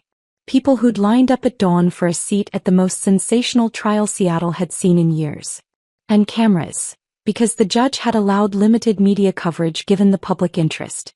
Catherine Reeves stood at the prosecution table, tall and commanding in a burgundy suit. She'd spent the past 3 months building the case against Riley and Devon with meticulous precision. Now she approached me with a professional warmth that put me slightly at ease. "Mrs. Carter, thank you for being here today. I know this is difficult." Her voice carried clearly through the courtroom. "Can you tell the jury about your relationship with your daughter Riley?" I took a breath and began. Told them about raising her alone after Tom left. About the sacrifices, the double shifts, the birthday parties I'd planned on shoestring budgets. About paying for her education by quietly selling properties she didn't know existed. About hiding my wealth because I wanted her to develop character and independence. My voice stayed steady, but I couldn't help glancing toward the defense table. Riley sat between her 2 attorneys, and Vanessa had been right. They'd styled her to look as young and vulnerable as possible. The gray dress was demure, almost dowdy. Her hair was pulled back in a simple ponytail, no expensive styling. Her jewelry was minimal, just a simple silver cross necklace that I'd never seen her wear before, clearly chosen to signal innocence and faith. She looked nothing like the woman who'd handed me poisoned champagne while wearing a silk blouse and Cartier bracelet. When our eyes met, she didn't look away. For a long moment we just stared at each other across the courtroom. I searched her face for something, remorse, recognition, the daughter I'd raised. But all I saw was desperation and something that might have been defiance. Her lead attorney, a sharp-faced man named Richard Brennan, scribbled notes aggressively, preparing for cross-examination. Catherine guided me through the birthday dinner. The strange taste in the mimosa. The dizziness. The overheard conversation in the kitchen. "And what exactly did you hear Devon Garrison say?" Catherine asked. "He said he'd put 0.5 milliliters of antifreeze in the mimosa to make me disoriented and compliant. He said the champagne would contain 3 milliliters total, which would cause kidney failure within 12 hours and look like natural causes." A ripple went through the courtroom. One juror, a man in his 40s, visibly recoiled. "And what did your daughter Riley say during this conversation?" I took a breath, steadying myself. "She asked what if someone questioned it. Devon told her no one would, that I had no close family or friends. That they controlled the narrative. Then Riley said, 'But murder Devon. She's my mother.'" The courtroom was absolutely silent. Even the journalists had stopped scribbling. "And how did Devon respond?" He said I was an obstacle to their survival. That they needed my life insurance and retirement account. That they needed it now, not in 20 years when I died naturally. My voice cracked slightly and I didn't try to hide it. And then Riley nodded and said okay. She told him to make sure I drank all of it. Objection. Richard Brennan shot to his feet. Your Honor, the witness is speculating about my client's intent based on. Overruled, Judge Morrison said firmly. The witness is testifying to what she directly observed and heard. Continue, Ms. Reeves. Catherine took me through the rest. The bathroom, the messages, the performance, the arrest. My testimony lasted nearly 2 hours and through it all I kept my composure. Kept my voice steady. Kept my eyes on the jury, letting them see the truth in my face. When Richard Brennan stood for cross-examination he came out swinging. Mrs. Carter, you've testified that you built a $180 million fortune in complete secrecy, hiding it from your daughter for over 30 years. Is that correct? Yes. And you did this, you claim, to teach her character. To make her independent and strong. Yes. Isn't it true, Mrs. Carter, that you're a manipulative, controlling woman who enjoyed watching your daughter struggle while you sat on a fortune you refused to share? No. Isn't it true that when Riley finally found happiness with Devon, you couldn't stand losing control of her life? No. Isn't it true that you fabricated this entire poisoning story because you were angry that Riley had chosen her husband over you? No. I looked directly at him, then at the jury. I heard what I heard. I saw what I saw. The forensics confirmed ethylene glycol in the champagne and in the vial from their kitchen. Devon's internet search history is in evidence. The audio recordings are in evidence. These are facts, Mr. Brennan. Not fabrications. He tried for another hour but couldn't shake my testimony. The evidence was too solid, too overwhelming. When Devon took the stand 2 days later, his performance was polished but hollow. He denied everything, claimed the evidence was planted or misinterpreted, painted me as a vengeful mother destroying her daughter's life. But Catherine demolished him on cross-examination. Played the audio recordings where his voice was unmistakable. Showed his fingerprints on the vial. Displayed his search history, lethal dose ethylene glycol human, symptoms kidney failure versus heart attack, how long detect antifreeze autopsy. I watched his confidence crumble in real time. Then came Riley's turn. The defense called her on the final day of testimony, their last hope for creating reasonable doubt. She walked to the witness stand with her head bowed, moving like someone approaching their own execution. Her hand shook visibly as she placed it on the Bible to be sworn in. Her attorney led her through a carefully constructed narrative. Devon had manipulated her. Financially abused her. Emotionally coerced her. She'd been terrified, desperate, not thinking clearly. I never wanted to hurt my mother, Riley said, tears streaming down her face, her voice breaking. Devon told me she was already dying. That her heart condition was terminal. That we were just speeding up the inevitable and making it painless. I was so scared of losing everything. I wasn't in my right mind. I made a terrible, horrible mistake. Some of the jurors looked moved. The grocery store manager dabbed at her eyes. But then Catherine Reeves stood for cross-examination, and her voice was surgical in its precision. Miss Garrison, did your mother look like she was dying that night? No, but Devon said. Yes or no, please. Did she appear to be suffering from a terminal condition?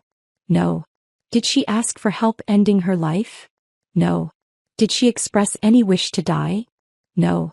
At any point during the planning of this murder, and let's be clear, that's what we're talking about, planned murder, did you call the police? Silence. Did you warn your mother? Silence. Did you refuse to participate? Riley's hands twisted in her lap, her fingers knotting together. The courtroom held its breath. No, she finally whispered. Because you wanted her dead, Catherine said, her voice flat and factual. You wanted the money you thought she had. You chose that over your mother's life. Riley's face crumpled completely. She looked directly at me, mascara running down her face, her composure shattered. I'm sorry, she sobbed, her voice raw and broken. Mom, I'm so sorry. I was wrong. I was horrible. Please, please forgive me. I love you. I never meant, I wasn't thinking, please. I looked at my daughter crying on the witness stand, begging for forgiveness, and felt absolutely nothing. No anger. No sympathy. No love. No hate. Just a vast, empty space where a relationship used to be. The love had died in that kitchen 3 months ago. What remained now was just profound, aching sorrow for what could have been and never would be again. I held her gaze for one more moment. Then I looked away. And in that gesture, Riley seemed to finally understand that some betrayals can never be forgiven. And in that gesture, Riley seemed to finally understand that some betrayals can never be forgiven. The jury deliberations began the following morning. 6 hours felt like 6 years. I sat in a small conference room down the hall from the courtroom with Vanessa and Marcus Webb, who'd come to offer moral support. We didn't talk much. Just waited. Drank bad coffee from the courthouse vending machine. Watched the clock tick forward with agonizing slowness. My phone buzzed constantly with messages from people following the case, but I ignored them all. This moment belonged to me, to the truth, to whatever justice looked like. At 3:47 p.m. Vanessa's phone rang. "They're back," she said, standing immediately. The jury reached a verdict. My legs felt unsteady as we walked back to the courtroom. The gallery had filled again. Journalists who'd been waiting in the hallway, spectators who'd somehow heard the news, family members of other cases hoping to catch a glimpse of the conclusion to Seattle's most sensational trial. I took my seat in the front row, directly behind the prosecution table. Catherine Reeves gave me a small nod of acknowledgement but said nothing. Her expression was carefully neutral, revealing nothing about what she might expect. The bailiff brought Riley and Devon in from separate holding cells. They sat at the defense table flanked by their attorneys, both looking small and diminished in their jail uniforms. Riley's eyes were swollen from crying. Devon's face was blank, emotionless, like he'd retreated somewhere deep inside himself. Judge Morrison entered and we all rose. "Please be seated. I understand the jury has reached a verdict." The forewoman stood. A woman in her 60s, the retired teacher who'd reminded me of Mrs. Martinez. Her voice was clear and steady, showing no emotion. "We have your honor. In the matter of the state of Washington versus Devon Garrison, on the count of attempted murder in the first degree, how do you find?" "Guilty." The word hung in the air like a bell that had been struck. "On the count of conspiracy to commit murder?" "Guilty." "On the count of assault with intent to kill?" "Guilty." Devon's face remained blank, but I saw his hands grip the edge of the defense table, knuckles going white. "In the matter of the state of Washington versus Riley Garrison, on the count of conspiracy to commit murder, how do you find?" The forewoman's eyes flicked briefly to me, then back to the judge. "Guilty." Riley made a sound, a small broken gasp. "On the count of attempted murder in the first degree?" "Guilty."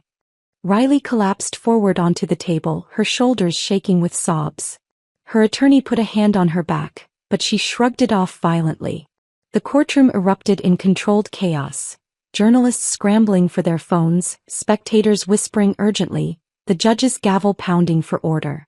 I sat perfectly still, feeling Vanessa's hand squeeze my shoulder. Feeling Marcus's solid presence beside me. Feeling something that wasn't quite satisfaction and wasn't quite relief but was definitely closure beginning to form. "Order," Judge Morrison commanded. "I will have order in this courtroom." The noise subsided. Riley continued to sob into her hands, her whole body shaking. Devon stared straight ahead at nothing, his jaw clenched so tight I could see the muscles jumping. "Sentencing will be scheduled for 2 weeks from today," the judge continued. "Both defendants will remain in custody until that time. This court is adjourned." As the bailiffs moved to escort Riley and Devon back to holding cells, Riley twisted in her chair and looked at me one final time. Her face was destroyed, makeup smeared, eyes red and swollen, features contorted with anguish. "Mom," she mouthed silently across the space between us. I held her gaze for 3 seconds. Then I stood, gathered my purse and walked out of the courtroom without looking back. 2 weeks later, I returned for sentencing. Judge Morrison had reviewed the pre-sentencing reports, the victim impact statement I'd submitted in writing, the psychological evaluations of both defendants. She sat elevated behind her bench, steel gray hair perfectly styled, reading glasses perched on her nose, looking every inch the avatar of justice she was meant to represent. "Devon Garrison, please rise." Devon stood, his expensive suit now hanging even looser on his frame. 5 months in jail had hollowed him out, made him look older and smaller than the confident man who'd mocked me for riding the bus. You orchestrated a cold-blooded murder plot against a woman whose only crime was loving her daughter and trying to teach her values, Judge Morrison said, her voice carrying absolute authority. You researched dosages. You purchased poison. You measured it with clinical precision. You discussed her death with the casual indifference of someone planning a dinner menu. You showed not one moment of hesitation, not one shred of humanity or remorse. She looked down at her notes, then back at Devon with undisguised contempt. I sentence you to 25 years in the Washington State Penitentiary without the possibility of parole for 15 years. During your incarceration, you will undergo mandatory counseling and will be required to participate in programs addressing financial crime and domestic manipulation. Bailiff, remove the defendant. Devon's face remained expressionless as they led him away, but I saw his hands trembling at his sides. Riley Garrison, please rise. Riley stood on unsteady legs, supported by her attorney's hand on her elbow. She looked impossibly young in her gray dress, hair pulled back, no makeup to hide the devastation on her face. For a moment she looked like the little girl I'd raised. The little girl who no longer existed. Judge Morrison removed her glasses and looked at Riley with something more complex than simple contempt. Ms. Garrison, your case presents unique circumstances. Unlike Mr. Garrison, you had a lifetime of love and support from the victim. You had a mother who sacrificed everything for your well-being. And you repaid that love with betrayal and attempted murder. Riley's shoulders shook with silent sobs. You had every opportunity to stop this. Every chance to choose your mother over money, love over greed, conscience over convenience. At any point you could have said no. Could have warned her. Could have called the police. You chose not to. The judge's voice hardened. I sentence you to 18 years in the Washington State Penitentiary without the possibility of parole for 12 years. I am being more lenient than with Mr. Garrison because I do believe he was the primary architect of this plot. But make no mistake, you were a willing participant. You made a choice and choices have consequences. Riley turned to look at me as the bailiffs approached. Her mouth opened as if to speak but no words came out. Just silent tears tracking down her face. I watched my daughter being led away in handcuffs and felt the chapter finally, definitively close. The financial aftermath unfolded with brutal efficiency. Within 60 days of the arrest, the foreclosure on the penthouse was complete. I attended the auction out of morbid curiosity, sitting in the back row of a conference room at a downtown real estate office. The bidding was lackluster. The penthouse that Riley and Devon had paid $4.2 million for, mostly with borrowed money, sold for $3.8 million. The market had softened and the property's notorious history didn't help. Sight of the birthday poison plot wasn't exactly a selling point. The proceeds went directly to creditors. After the primary mortgage, the second mortgage, the property taxes, and the legal fees, there was nothing left. Less than nothing. Devon and Riley still owed money even after losing everything. The luxury cars were repossessed within the first month. The BMW and Mercedes both auctioned off for less than the outstanding lease payments. The designer furniture was liquidated through an estate sale company, selling for pennies on the dollar. I saw photos online. Riley's carefully curated life scattered across folding tables in a warehouse, strangers pawing through her expensive delusions. Her so-called friends evaporated like morning fog. The people who'd surrounded her at charity galas and yacht parties and ski trips, people who'd benefited from her borrowed generosity, disappeared completely. Not one sent a letter to the jail. Not one showed up at the trial to offer support. Not one stood by her when the money ran out. I took no satisfaction in their financial destruction. That had never been the point. But I did take comfort in knowing that the empire I'd built, the $180 million portfolio, the 17 office buildings, the shopping centers and residential complexes, would never fall into their hands. The Carter Foundation for Women's Entrepreneurship was officially established with $150 million in initial funding. Vanessa served as board president, along with 4 other successful businesswomen I'd recruited. The foundation's mission was simple: provide grants, mentorship, and resources to single mothers trying to start businesses while raising children alone. Women like I had been 30 years ago. Women who needed a chance, not charity. Women who would work themselves to exhaustion for their children's futures. The remaining $30 million stayed in trust for my own retirement and care. More money than I could spend in 2 lifetimes, but security I'd earned through decades of sacrifice. 6 months after the trial ended, I received an envelope in my mail. Prison correspondence, carefully screened by the Department of Corrections. Riley's handwriting on the front, the same looping script I'd seen on birthday cards and school assignments decades ago. I stood in my small apartment holding that envelope for a full 10 minutes, debating whether to open it or throw it away. Part of me wanted nothing to do with words from the daughter who'd tried to murder me. Part of me needed to know what she could possibly say. Curiosity won. "Mom," the letter began, and I almost stopped reading right there. But I forced myself to continue. "I don't expect forgiveness. I don't expect anything. I just need you to know that I understand what I did. The prison psychologist has been working with me, and I'm starting to see how Devin manipulated me, but that doesn't erase my choices. I chose to listen to him. I chose to see you as an obstacle instead of my mother. I chose money over love. I chose poison over asking for help."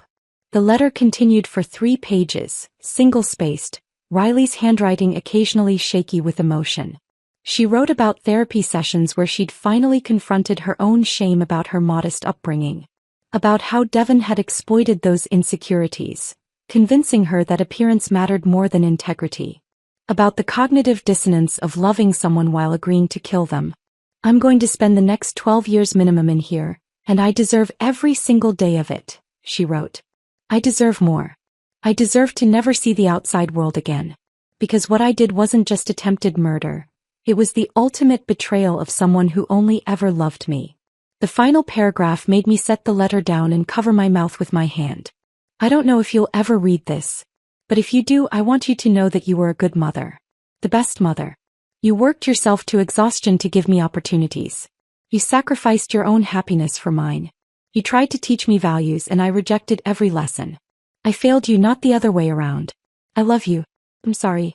Those words mean nothing now, but they're true. Riley. I sat in my apartment with that letter in my hands and cried for the first time since the arrest. Not for Riley as she was now, but for the little girl she'd been. For the relationship that could have existed. For the mother-daughter bond that had been poisoned long before that birthday dinner. Today I'm 58 years old. A year has passed since that November night when I faked a heart attack on my daughter's penthouse floor. I still live in my rent-controlled Capitol Hill apartment, though now it's a choice rather than necessity. I still drive my 2009 Camry with the dented bumper. I still clip coupons on Sundays and wear sensible shoes from Payless. But I'm no longer hiding who I am. Carter and Associates Holdings is public knowledge now. I've done interviews with business journals and women's magazines about building wealth in silence, about the philosophy behind my choices, about what I'd do differently if I could go back. I've become an accidental advocate for financial literacy and women's economic independence. High schools invite me to speak to students about long-term thinking. Business organizations want me on panels about real estate investment. It's strange being visible after decades of invisibility, but I'm adapting. Last month, the Carter Foundation hosted its first annual grant ceremony. 15 single mothers received funding to start businesses. Everything from a mobile pet grooming service to a bookkeeping firm to a graphic design studio. I stood on that stage and told them the part of my story that mattered. The struggle, the sacrifice, the belief that hard work and smart decisions could change everything. They didn't need to hear about the murder attempt. They'd already seen that on the news. They needed to hear about the part before. The woman who'd built something from nothing while the world underestimated her. As for Riley, I haven't written back. I haven't visited the women's correctional facility where she's serving her sentence. I don't know if I ever will. I kept her letter though. Put it in a wooden box along with her baby photos, her elementary school report cards, the construction paper birthday cards she made me when she still thought I hung the moon. Maybe someday I'll be ready to forgive her. Maybe not. Some betrayals cut too deep to heal, even with time and therapy and tearful letters. But I'm no longer defined by what she did to me. I'm defined by what I built, what I survived, and what I'll leave behind when I'm gone. I'm Brooklyn Carter. I built a $180 million empire in silence. I survived my daughter's murder attempt. I exposed the truth and brought justice. And I'm still standing. Brooklyn Carter doesn't lose. Brooklyn Carter endures. If this story of a mother's ultimate survival had you holding your breath, smash that like button right now. My favorite part was when Brooklyn faked that heart attack on the floor, knowing the police were already on their way. What was your favorite moment?